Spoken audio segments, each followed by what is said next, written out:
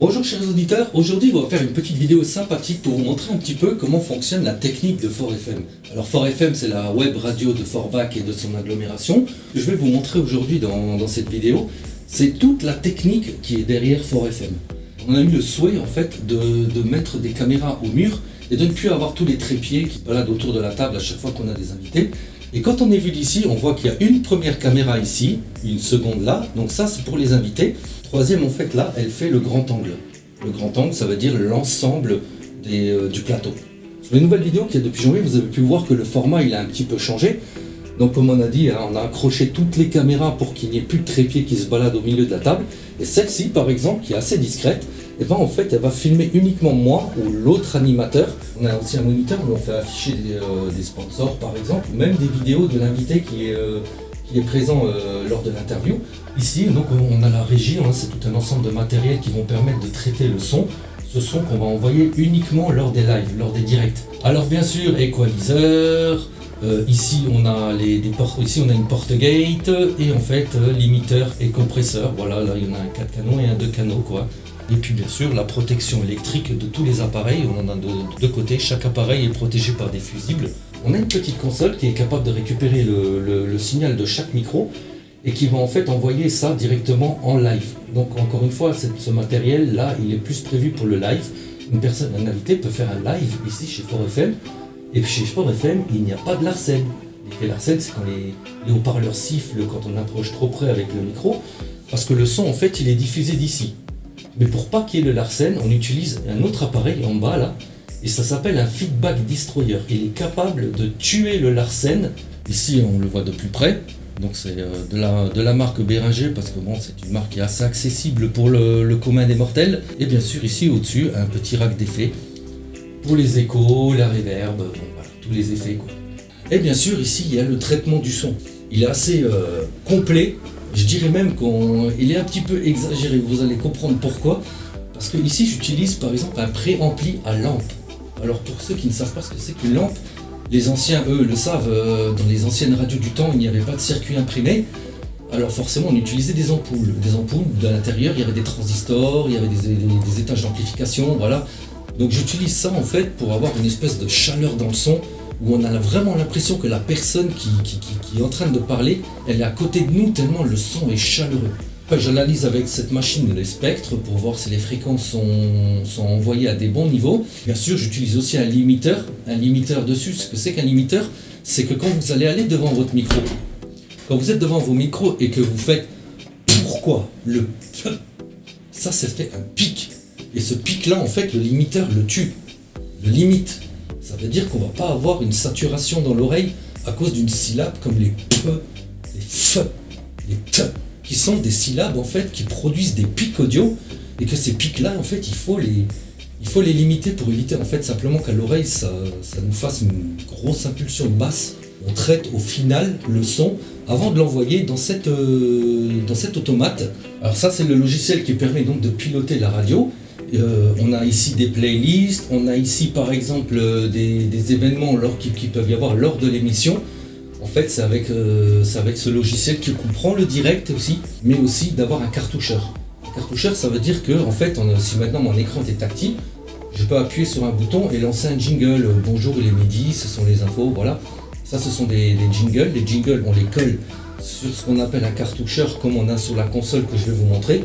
Et voilà, en fait, ça permet à l'animateur d'avoir tous ces outils pour faire son émission et de faire intervenir des sons audio qu'il a besoin pendant son émission. Ça c'est vraiment l'outil qui pilote le direct, qui pilote même quand la radio est, quand il n'y a pas d'émission, quand il n'y a pas d'animateur à la radio, ben en fait c'est ce genre d'automate qui va vous diffuser de la musique, les jingles. Tout ça est paramétré depuis une automate. Ici on utilise nous une carte son 8 pistes qui est capable de récupérer soit les sons qui viennent du plateau, soit les sons qui sortent d'autres appareils. Parce qu'on a besoin par exemple que cette console-là, à un moment donné, elle intervient directement dans le direct. Tout ça c'est possible, d'où le fait qu'on a 8 pistes. Il faut vraiment qu'on puisse récupérer le son du plateau, le son de la console, le son d'un autre enregistreur là-bas, parce que la loi dit qu'en fait toutes les émissions radio doivent être enregistrées. On enregistre sur une première console le son des micros brut, mais le son traité, lui aussi, peut être enregistré. On enregistre indépendamment toutes les émissions lorsqu'elles sont en direct, vu que quand on fait une interview en podcast pré-enregistré, on enregistre déjà avec une console, donc pas besoin d'en faire une deuxième. Et ici, je me retrouve donc en fait à mon pupitre. On pourrait presque même pas trouver les mots pour décrire en fait les performances de cette petite console. C'est la Multitrack P8 de la marque Zoom. Donc en plus de régler mes micros indépendamment avec cette console, je peux aussi régler indépendamment les casques. Et donc si vous voyez bien ici les couleurs qui sont répertoriées sur mes fils, et ben on les retrouve aussi sur les micros. Ce qui fait qu'en fait très vite à la couleur on sait régler la console. Ici on voit un peu plus près la bête, on a même aussi ici ce qu'on appelle le cartoucheur. Donc ça veut dire que ici je peux applaudir, je peux envoyer des sons ici directement. Des applaudissements, voilà, tout est possible en fait avec cette petite console.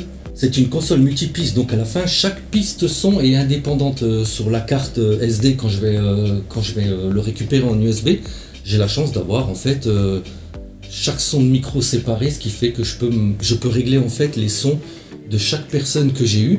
Et de corriger dans certains cas, si vous savez, ils ont tapé sur la table ou des choses comme ça, ben moi je peux le corriger ça. Le PC portable pour avoir les questions. Cette petite console là en fait, elle récupère les HDMI de chaque caméra.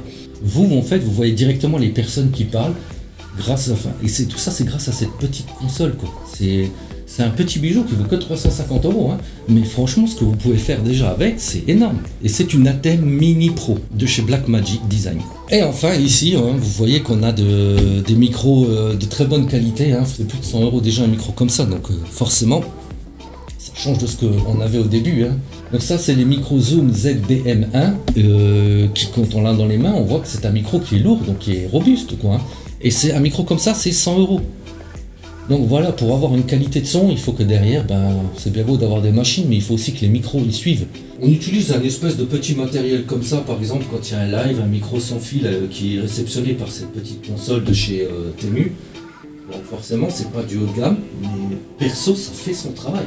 Et enfin ici, j'utilise mon PC de production pour faire les montages vidéo et tout autre travaux de montage aussi. Hein.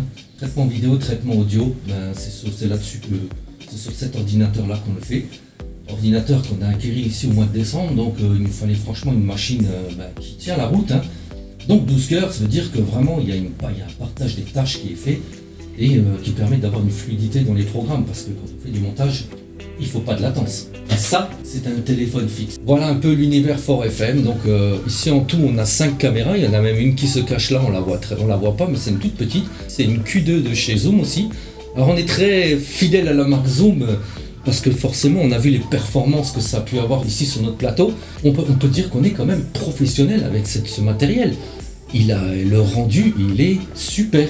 Voilà, j'espère que cette vidéo elle vous a plu et elle peut vous faire comprendre un petit peu comment fonctionne ici déjà notre radio. Alors savoir qu'on a bien évolué ces quelques derniers mois avec l'acquisition de nouveaux matériels, qui nous a permis de nous améliorer grandement sur la qualité sonore de 4FM.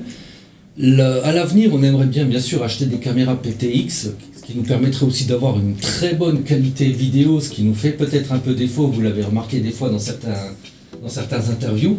C'est plein de petits détails, mais il faut penser par exemple à fermer le volet, et c'est des choses qu'on ne pense pas toujours. Là vous pouvez le voir, le moniteur ici, donc ça me permet à moi d'avoir certaines infos aussi quand je suis tout seul, tout simplement sur le nombre d'auditeurs qui sont connectés, tout ça, tous les infos qui viennent un peu des réseaux, moi je peux les voir en direct à l'écran.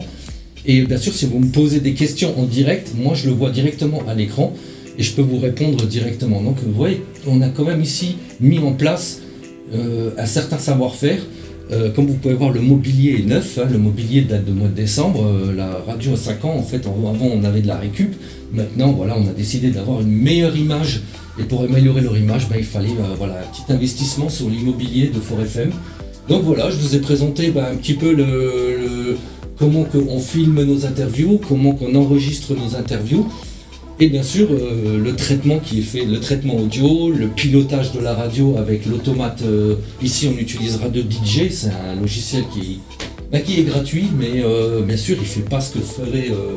bien d'autres logiciels de radio. Il faut savoir qu'un logiciel de radio, ça douille tous les mois. Hein. On a Zeta. Zeta est un logiciel, mais énorme.